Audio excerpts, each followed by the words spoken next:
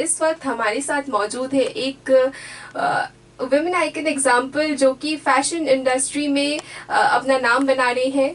और जयोति विद्यापीठ महिला विश्वविद्यालय की फैशन डिपार्टमेंट की जो कोऑर्डिनेटर मैम है वो है अंजलि पारिक मैम हमारे साथ मौजूद है। तहे दिल से स्वागत करती हूँ मैम आपका 90.4 FM ज्योतिवाणी में। नमस्ते रेणुका, मैं बेबूता। जी मैम।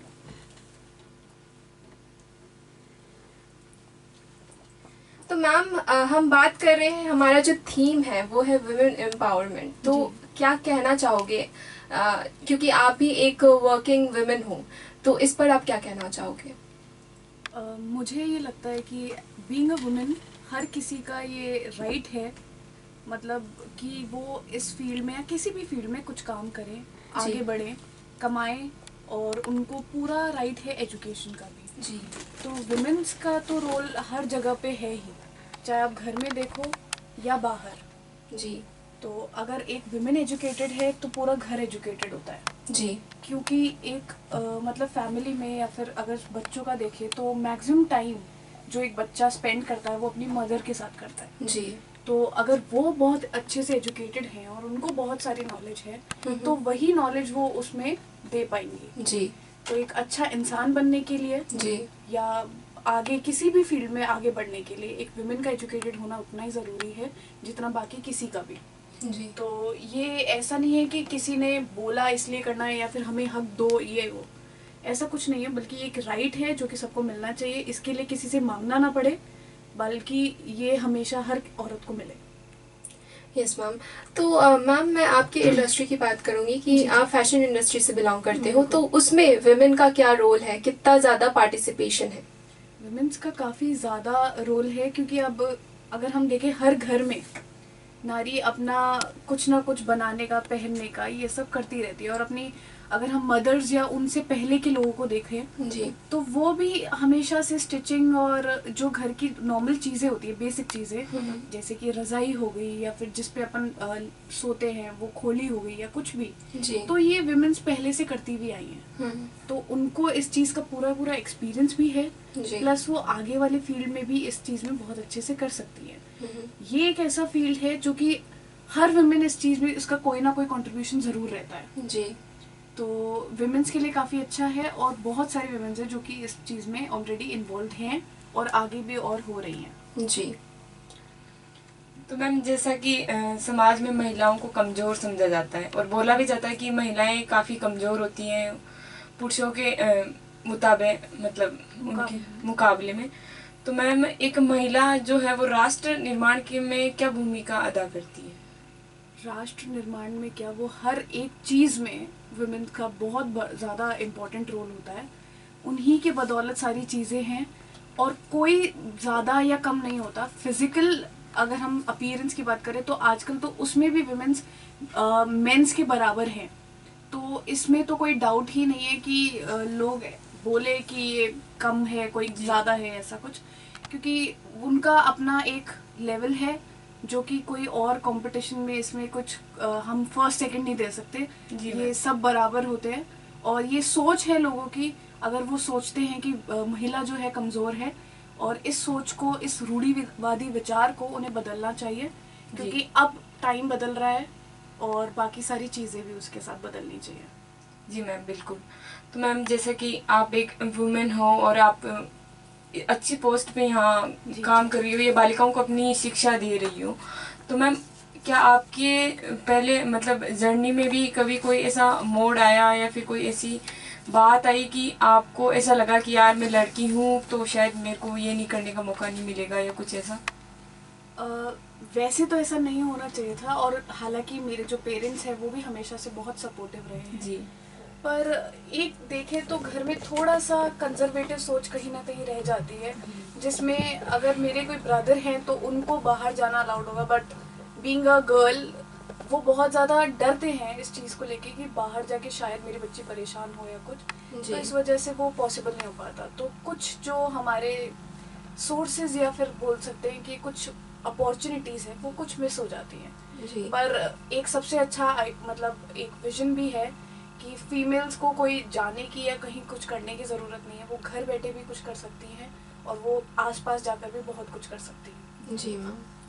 मैम आज भी अगर हम देखें, क्योंकि बहुत ज़्यादा डेवलप हो चुका है हमारा कंट्री, बहुत ज़्यादा एडवांस हो चुके हैं लोग, सोच बदल रहे हैं लोग, लेकिन अभी भी बहुत जगह ऐसी सोच है कि वो फीमेल नहीं चाहते हैं as a child, girl child नहीं चाहते हैं, या अगर हो भी जाए तो उन्हें आगे बढ़ने का मौका नहीं देते हैं। वो सोचते हैं कि अगर आप गर्ल हो, अगर आप फीमेल हो तो आप सिर्फ घर पे बैठो, घर से बाहर आप नहीं जाओ। तो इस पे आप क्या कहना चाहोगे? मुझे लगता है कि कोई भी हमें राइट देने वाला होना ही नहीं चाहिए कि आप जाओ या मत जाओ। As a human being, as an individual, ये हमारा हक है कि एक प्रॉपर एजुकेशन के बाद में हम कहाँ जाना चाहते हैं, क्या करना चाहते हैं, वो हमारे ऊपर है। कोई और हमें नहीं बताना चाहिए कि हम क्या करें या क्या ना करें। ऑब्वियसली कि हाँ कुछ गलत कर रहे हैं तो कोई समझाने वाला ज़रूर होना चाहिए, बिल्कुल, पर रोकना मुझे नहीं लगता कि ये सही है, और ऐसे विचार किसी को रखने भी नहीं चाहिए। जी मैम, क्योंकि आप एज अ असिस्टेंट प्रोफेसर आप काम कर रहे हो हमारी यूनिवर्सिटी में, जो कि एक विमेंस यूनिवर्सिटी है, तो कैसा लगता है जब आप ये रोल निभाते हो? मुझे बहुत प्राउड फील होता है, और मैं मतलब एक बोलते हैं ना, पूरे दिन में काम करने के बाद एक सेटिस्फैक्शन आती है कि इतने सारे स्टूडेंट्स को कुछ सिखाया। जी। तो सिखाने में हम ये नहीं है कि जो बुक्स की पढ़ाई है वही करके ख़त्म कर दें, कभी नहीं। इसके अलावा भी हमारी कोशिश रहती है जितनी ज़्यादा चीज़ें लाइफ से रिलेटेड या कोई भी पर्सपेक्टिव या कुछ भी, हम लोग उन सब के बारे में बात करते रहते हैं। तो अभी थोड़े टाइम पहले भी, अब जैसे कुछ टॉपिक्स होते हैं जो कि हर किसी स्टूडेंट को नहीं पता होता जी। और being from the rural side it is not possible for a person to understand कि जो अर्बन साइड के पूरे कल्चर को समझ पाए। जी। तो अब जैसे LGBTQ है या फिर कुछ और है, तो इस चीज़ को लेके भी हमने स्टूडेंट्स के साथ काफ़ी सारा डिस्कशन किया था। वो बेसिकली एक ग्रुप डिस्कशन जैसा था जी। जिसमें हमने एक स्टूडेंट को एक दिन पहले बोल दिया था कि हम इस टॉपिक पे डिस्कस करेंगे। तो वो लोग अपना कुछ ना कुछ अपना आइडिया, क्योंकि सबको क्योंकि पता नहीं होता, तो उसके बारे में उन्होंने पढ़ा जी। और जब उन्होंने पढ़ा तो उनको थोड़ी सी नॉलेज आई और उसके बाद में वो डिस्कस कर पाए। तो किसी के मन में था कि नहीं ये तो बहुत गलत होता है, हो ये तो क्या है जी। पर जब हम 5 लोग मिलके एक बारे में बात करते हैं तो बहुत सारे पर्सपेक्टिव्स बनते हैं, और जब बहुत सारे पर्सपेक्टिव बनते हैं तो हमारी जो सोच है वो खुलती है कि हमें पता है कि क्या सही है और क्या गलत है। तो ऐसे बहुत सारी टॉपिक्स हैं जिसके बारे में हम लोग बात करते हैं। इससे उनका कम्युनिकेशन स्किल भी ठीक होता है, कॉन्फिडेंस इंक्रीज होता है जी। प्लस दुनिया में लेके जो भी नॉलेज है वो भी बहुत ज़्यादा इंक्रीज होता है। जी। तो मैम ये तो हुई अपने दूसरे दिन की जो थीम थी, यानी महिला सशक्तिकरण की बात।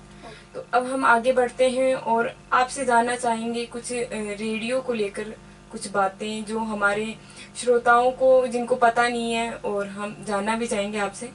मैम जैसा कि अपनी यूनिवर्सिटी ज्योति विद्यापीठ महिला विश्वविद्यालय का जो कम्युनिटी रेडियो स्टेशन 90.4 FM ज्योतिवाणी है, जो आसपास के गाँव में एक संचार का माध्यम है। तो आप जो लोग अनपढ़ हैं, जो अशिक्षित है, जो पढ़ नहीं पाए, उनके बारे में क्या कहना चाहोगे? मैं कहना चाहूँगी कि रेडियो जो है एक बहुत अच्छा माध्यम है किसी भी इंफॉर्मेशन को पास करने का, क्योंकि अगर हम कोई चीज़ लिख कर दे रहे हैं, पोस्टर बना रहे हैं, पैम्पलेट बना रहे हैं, हो सकता है सामने वाले को नहीं समझ में आए जी, ये लैंग्वेज भी प्रॉब्लम हो सकती है, कुछ भी पढ़ने का या कुछ भी। तो पर रेडियो ऐसा मीडियम है जो कि लैंग्वेज के अकॉर्डिंग, मतलब आप रीजनल बेसिस पे चलता है, तो जो कम्युनिटी आसपास है उसी कम्युनल लैंग्वेज में वो लोग बात करते हैं जी। तो जो भी इंफॉर्मेशन वगैरह है वो भी पास ऑन होती है, और उसके अलावा भी ये एंटरटेनमेंट का वैसे ही बहुत अच्छा सोर्स है। अगर कोई काम कर रहा है या कुछ भी कर रहा है तो वो रेडियो ऑन करे और अपना गाना सुने, या कुछ भी, कुछ अच्छी स्टोरीज, पॉडकास्ट वगैरह जी। तो आजकल तो बहुत सारी चीज़ें हैं जो लोग करते हैं, तो ये तो बहुत ही इम्पोर्टेंट फैक्टर है। और ज्योति विद्यापीठ जो है वो बहुत अच्छा काम कर रही है अपना खुद का रेडियो चैनल चलाकर जी। तो मैम हम ये भी जानना चाहेंगे आपसे कि हम जब आप 10th या 12th क्लास में थे या कॉलेज में थे, तो रेडियो की क्या भूमिका थी, क्या रोल था रेडियो का?